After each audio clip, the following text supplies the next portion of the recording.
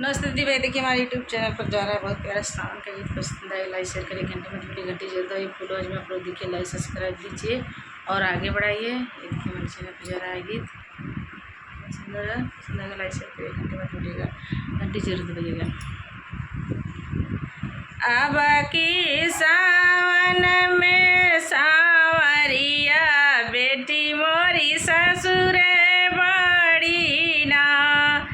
अब की सावन में सावरिया बेटी मोरी ससुर बड़ी ना, स्वभाव बैठी उनके मैया जी सोचा, स्वभाव बैठी उनकर मैया जी सोचा, अब की सावन में रंगाई बो चुनरिया बेटी मोरी ससुर बड़ी ना, अब की सावन रंगाई बो चुनरिया बेटी मोरी ससुर बड़ी ना, ससुर बड़ी ना हो रामा ससुर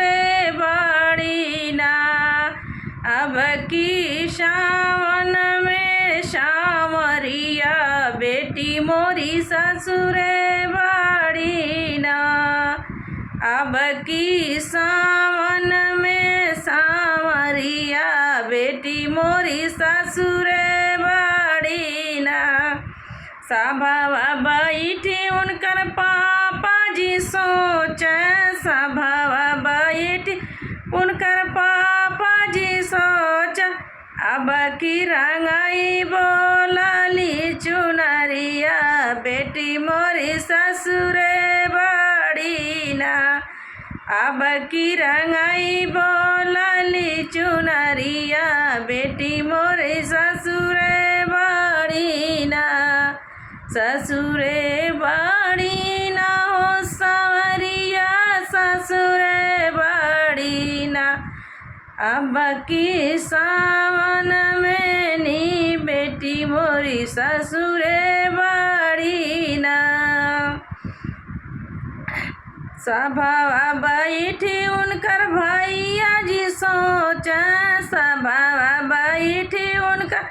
भैया जी सोचा, बेटी मोरी बहना मोरी ससुर बड़ी ना, अब की सावन में हो सावरिया बहना मोरी ससुर बड़ी ना, उनके रंगाई बोलली चुनरिया बहना मोरी ससुर बड़ी ना, रसोईया बैठी मोरी भौजी जी सोचा, रसोईया बैठी मोरी भौजी जी सोचा, अब की रंगाई बोलली चुनरिया नंदो मोरी ससुर बड़ी ना,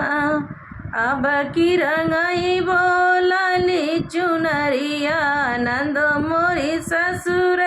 बड़ी ना।